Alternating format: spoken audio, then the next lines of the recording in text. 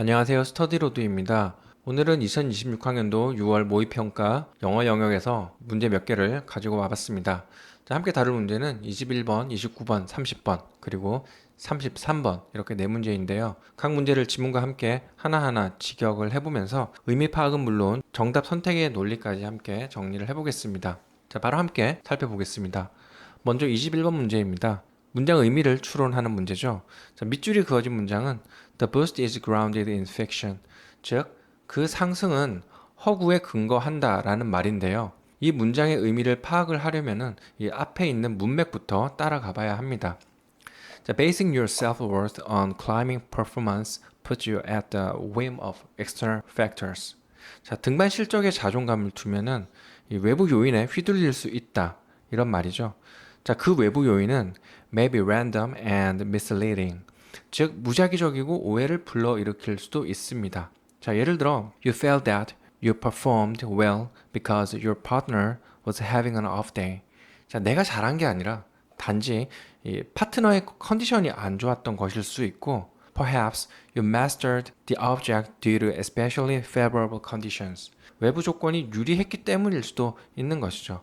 즉, 실제 실력 때문이 아니라 외부 요인 덕에 성과가 나왔을 수가 있고, 자, 이런 경우에 the good or bad feelings you have are not based on something you can take credit. 자, 내가 책임지고 자부심을 느낄 만한 그런 근거가 아니라는 거죠. 자, 이제 핵심 문장 나오는데요. If the performances boost your self-worth, the boost is grounded in fiction. 자, 성과가 자존심을 끌어올린다면은 그 자존감의 상승은 허구에 근거한 것이다 라는 말입니다. 자, 결국의 요지는 뭐죠? 자, 그 자부심은 신뢰할 수가 없다 이거죠. 자, 그래서 정답은 바로 3번.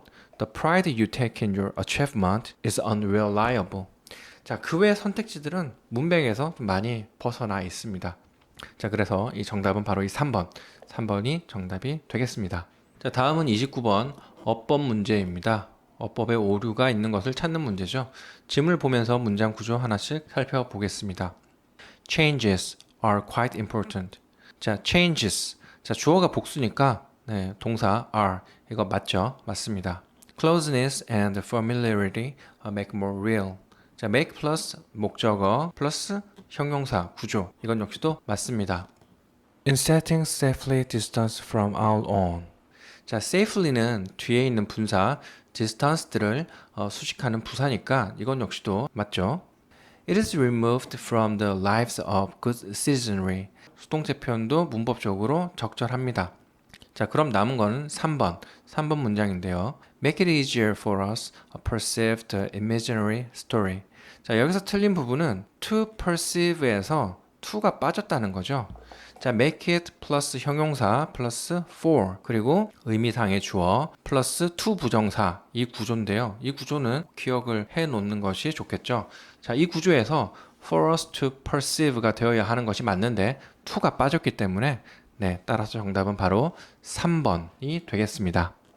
다음은 30번 어휘 문제입니다. 문맥상 어울리지 않는 단어를 찾는 거죠. 자, 이 문제는 문맥 흐름을 파악하는 것이 핵심입니다. 자, 이 글은 연구자나 작가가 독자와 소통하기 위해서 자신만의 어떤 유니크한 보이스를 찾아야 한다는 그런 주장을 담고 있습니다. 자, 브랜드를 만들 때 고객을 정확히 핀포인팅 하듯 학자들도 자신만의 독자층을 명확히 정의하고 그들에게 어필해야 한다는 그런 이야기를 하고 있습니다. 이를 위해서 기존 연구에서 gaps를 찾아내고 자신의 연구가 왜 필요한지를 설득하면서 자기만의 목소리를 cultivating, 즉 키워야 한다, 함량해야 한다는 그런 흐름으로 쭉 이어지고 있습니다.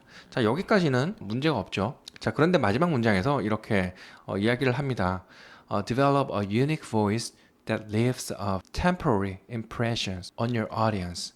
자, temporary, 일시적인 인상이라고요? 좀 이상하죠?